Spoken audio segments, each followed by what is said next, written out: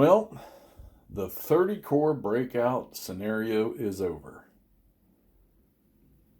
Montgomery has recalled me and reduced me from commander of operations all the way down to peeling potatoes in the kitchen. When he was done with me, Ike wanted to see me to talk to me about what I did to his airborne troops.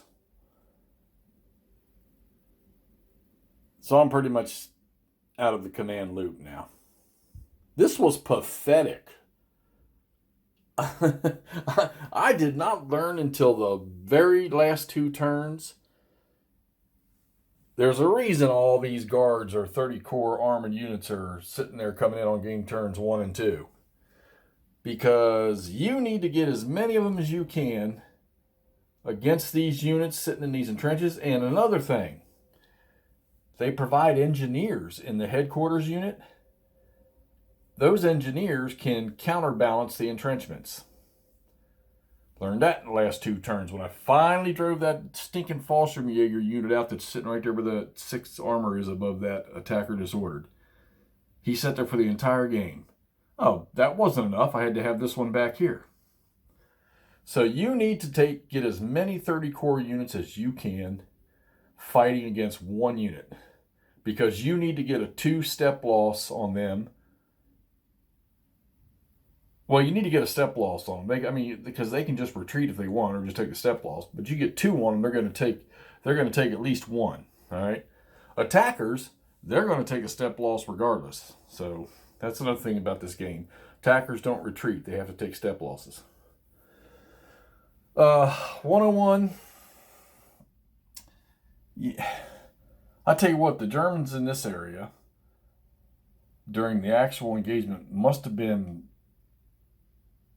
pardon the expression, but dumber than shit, because that force from the 59th just manhandled the 101st Airborne units that were there. Now, they did go up. The headquarters did get up here to prepare this bridge. I didn't put the mark on, but he would have had that bridge repaired.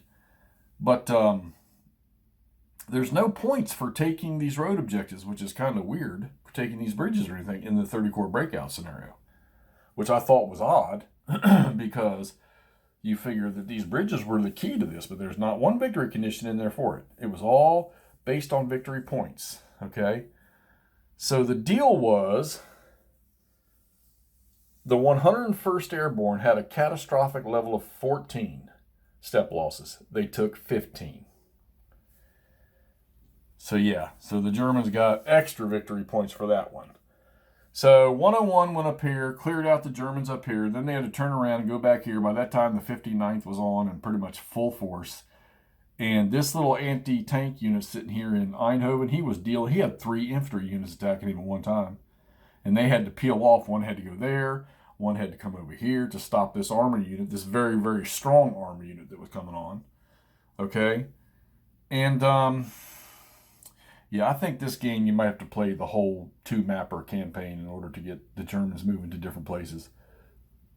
So 101 pretty much got decimated down here by the 59th after doing a fairly decent job of cleaning up.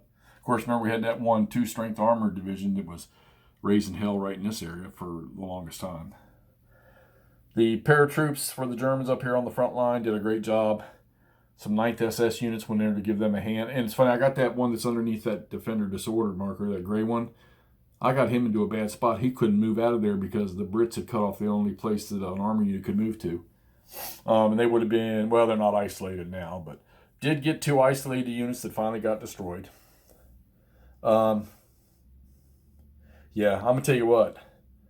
You have got to get 30 core up this road to Eindhoven and into support of the 101, because the 101 will not, in this scenario, cannot hold on against the 59th and these armored units that were coming in from the SS people. There's just no way. Germans have no more reinforcements, and the Brits have all of the stuff over here. You have got to put that to use. I was a little scared about the supply movement points once they moved off the road. and I thought I had more than enough in the 5th guards, the Irish guys, to bust through there, and that no, just didn't happen. I think this could have been better. I honestly think they could have gotten to Eindhoven and through it with 8 turns, which is what, how many days? 17th, 18th, and 9th, so that was 3 days, okay? All right, so epic failure on my ability to command the Allies in this game. This is another one that's going to have to go back on the table again someday. All right, guys, so I'm going to wrap this one up. So there's your tally right there.